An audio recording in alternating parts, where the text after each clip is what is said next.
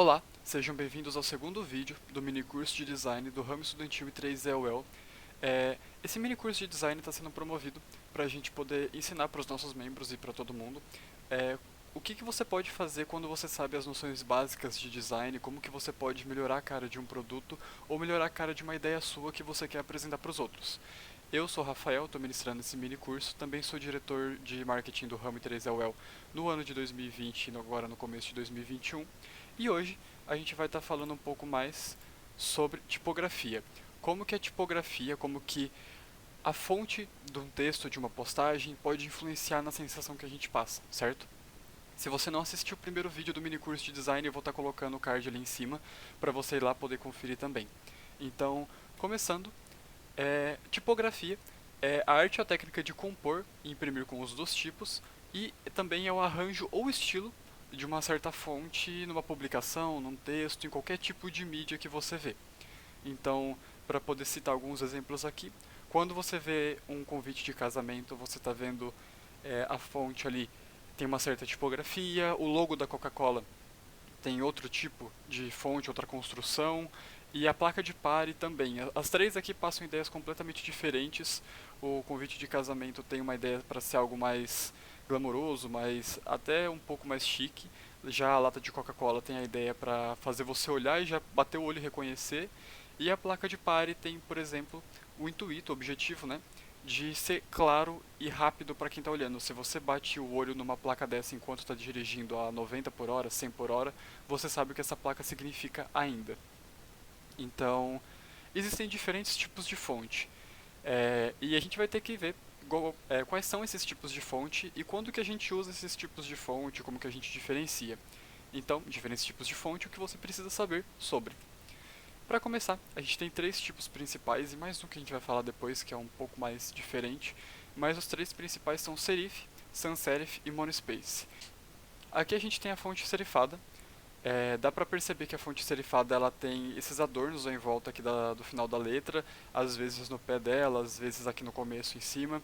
E esse tipo de fonte ele é utilizado em situações onde a gente precisa ler uma grande quantidade de texto e a gente está num papel ou a gente quer passar uma ideia mais formal, mais chique, algo que realmente parece ser mais profissional.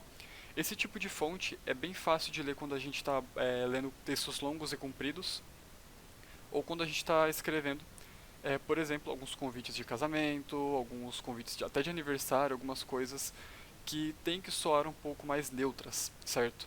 Você pode começar a perceber esse tipo de fonte nessas situações. Já as fontes sans serif, que a gente chama, aqui eu coloquei um exemplo bem tranquilo, acho que todo mundo já passou por isso, de ter que procurar alguma coisa na Wikipedia e passar um tempo lendo o texto. A sans serif é esse tipo de fonte que não tem esse adorno em volta, certo? Então ela é uma fonte um pouco mais limpa, por assim dizer, né? E esse tipo de fonte a gente costuma utilizar bastante em corpo de texto em tela. Então, celular, computador, tablet, todos utilizam esse tipo de fonte para poder passar um texto, passar uma mensagem, certo? E ele é utilizado também em várias outras situações que a gente vai dar uma olhada depois. E por fim, que a gente não acaba vendo tanto hoje em dia, porém já foi bem mais utilizado, é a Monospace. Monospace é o tipo de fonte que aparece nos terminais hoje em dia de computador, que aparecia nas máquinas de escrever, e monospace porque todas as letras têm a mesma largura, certo? Então todos os caracteres aqui têm a mesma largura, mesmo que fique sobrando um pouco de espaço, a distância entre um caractere e o outro é sempre a mesma. Então agora a gente vai ter que começar a falar um pouco de uns tipos de fonte mais diferentes, que são as fontes decorativas. Essas fontes decorativas, elas não seguem o padrão que eu disse agora há pouco, da serif, sans serif e monospace, certo? O que acontece com essas fontes elas têm um certo adorno em volta delas, elas têm um enfeite, e normalmente não são textos longos. Então, sempre que você vê uma fonte decorativa, você vai ver uma mensagem bem simples, o nome de uma marca, uma ideia, alguma coisa do tipo. Aqui eu coloquei três exemplos. Undertale, que tem uma fonte mais pixelada ali, porque é um jogo de pixel art, então passa toda essa ideia. O Walt Disney, que é uma fonte cursiva, que tem toda aquela introdução da Disney, do castelo se construindo através do pincel, do castelo e se construindo como se alguém estivesse rabiscando para um estúdio de animação. Ter uma fonte, ter a própria assinatura do cara escrita à mão, é algo que realmente marca a pessoa. E por fim, eu coloquei aqui o logo da Nvidia, que é uma marca famosa também de componente de computador, e ela já tem um logo um pouco mais tecnológico, algumas angulações ali que relembra alguma coisa um pouco mais tecnológica, certo? E qual que é a questão dessas fontes? Essas fontes são feias, são ruins, são boas, quando que eu uso, como que eu uso? E a questão é a seguinte: esse tipo de fonte aqui, ele é ótimo quando você tem uma ideia, quando você tem um logo ou o nome de uma marca escrito com ela. Porém, todavia, entretanto, a gente não pode sair escrevendo um texto inteiro corrido nessas fontes. Imagina ler um texto inteiro com essa fonte da Disney, uma manchete de jornal. Você ia desistir na segunda linha e não ia manter sua atenção. Aqui no caso, para provar isso, como as fontes são importantes e você não pode ficar forçando fonte complicada em tudo e ficar trocando as fontes de tudo, e como que as fontes prendem a sua atenção e são a marca de um produto, eu coloquei aqui alguns exemplos de produtos com algumas fontes trocadas. Então a Coca-Cola fica praticamente reconhecível, a Amazon fica bem diferente a ideia dela, The New York Times também fica completamente difícil de ler. Então não é algo que a gente está ativamente prestando atenção no dia a dia, porém é algo que sempre está presente ali e a gente sempre está, mesmo que no subconsciente, olhando e reparando e cada vez mais internalizando isso na gente. Quando você vê a logo da Coca-Cola, por exemplo, você não precisa pensar no que você vai estar lendo, você só bate o olho na imagem e você consegue saber. Aí aqui também é uma coisa importante, é que fontes têm bagagem, certo? Então, certeza que você já viu algum convite de aniversário de criança, ou até mesmo algum, sei lá, texto mais sério, slide, onde estava com alguma dessas fontes, certo? Papyrus, Comic Sans, BrushScript, Curls e Jokerman. Acho que aqui a mais famosa é a Comic Sans mesmo. E não tem nada de errado com essas fontes, tá? Só que elas já foram utilizadas em tantas situações erradas, de tantos jeitos errados, forçadas, entre aspas, em tanta situação que não era suposto utilizar elas, que elas têm bagagem. Então, se você colocar Comic Sans hoje em dia, você provavelmente vai ser. É, vai virar meme ou algo do tipo. E eu tenho certeza que, a menos que seja a intenção do produto, isso não é legal de acontecer com a ideia ou com o que você está desenvolvendo, certo? Então é melhor evitar. Mas, certo. Quais e quantas fontes eu uso então para fazer um texto? Porque eu não posso usar aquelas fontes lá com frequência, mas que outras fontes que eu posso utilizar como alternativa? Como que eu posso utilizar? Eu posso utilizar dois, três, quatro tipos de fonte junto, a gente vai ver isso.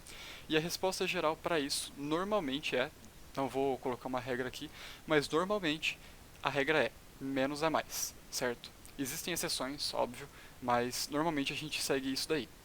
Então, por exemplo, no nosso site do Home 3LL, a gente acabou colocando uma manchete esses tempos atrás, um post no blog, sobre o Alan Turing, meio que uma mini biografia dele.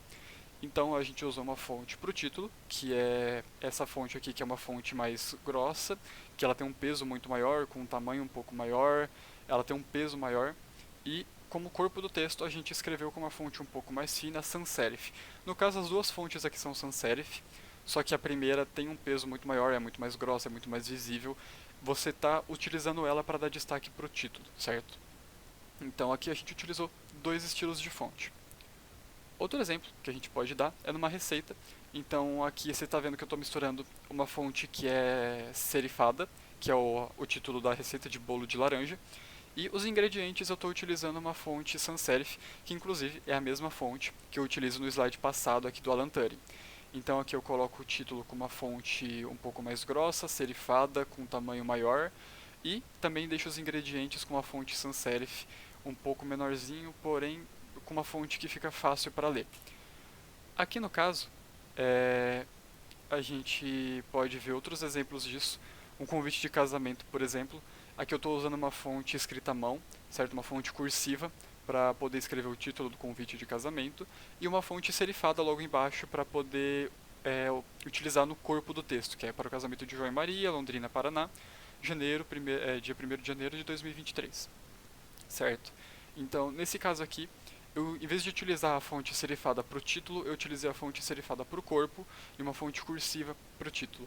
Eu só estou dando alguns exemplos de combinações que você pode achar interessante, que você pode achar bom para o projeto que você está desenvolvendo. Então, no caso, passando aqui para o próximo slide, a gente tem que falar também sobre outros conceitos que são importantes quando a gente está falando de fontes, que é hierarquia e espaçamento. Normalmente a gente utiliza duas fontes como a gente viu ali atrás e a gente mexe bastante na hierarquia e no espaçamento dessas fontes para poder passar a ideia que a gente quer, dar uma certa emoção para o negócio que a gente quer, certo? Então, aqui eu peguei um exemplo e é um cartão de visita de um pet shop, certo? Do veterinário. E aqui a gente pode perceber que existe dois tipos de fonte. Uma fonte que a gente usa aqui no título e a segunda fonte que a gente usa aqui no Animal Hospital. O resto é todas as variações da mesma fonte, com tamanho diferente, cor diferente, espessura diferente, certo? A gente vai dar uma olhada nisso. Então, como que a gente sabe como trabalhar com fonte? Primeiro, você tem que ter sua informação, certo? Você, quando escreve uma informação, vai ter um texto, normalmente sem estilo, e você vai querer definir o que é importante para você nesse texto, certo? Aqui no caso eu tenho um cartão de visita de Kenya Reed, que é uma web designer, e tem aqui um número de telefone, um e-mail e um site. Então eu tenho dois blocos de informação com o meu texto ali. Eu tenho o nome e a profissão, e eu tenho os contatos que a pessoa pode ter para entrar e falar com a pessoa, certo? Então, eu quero destacar, obviamente, o nome e a profissão aqui, porque é isso que tem que ser visível quando a pessoa bater o olho. Quando você está entregando um cartão de visita para alguém, você quer fazer a pessoa reconhecer a marca, ou fazer a pessoa reconhecer o produto, ou fazer a pessoa reconhecer quem está servindo o produto, quem está provendo esse produto, certo? Então, aqui a gente pode aumentar um pouco o título e o subtítulo, que é Kenya Reed e Web Designer. Já deu outra cara para o projeto, certo? Aqui a gente já consegue perceber que melhorou um pouco, porém ainda está faltando algumas coisas. E aqui a gente deixou com peso maior na fonte, a gente deixou a fonte em negrito, né? Então, melhorou, certo? Agora a informação está se destacando mais ainda, só que também dá para falar que está faltando um pouco de estilo. Ainda está todos os textos preto, não tem nada sobre estilização praticamente nesse texto. Aqui a gente tentou colocar uma fonte diferente e isso daqui eu fiz como aviso para vocês, porque na maioria das vezes, quando a gente está tentando fazer alguma publicação diferente ou tentando variar um pouco no que a gente está fazendo, fazendo alguma outra campanha, a gente automaticamente pensa que trocar a fonte ajuda, pensa que trocar a fonte dá uma cara diferente para o projeto e nem sempre essa é a melhor opção, certo?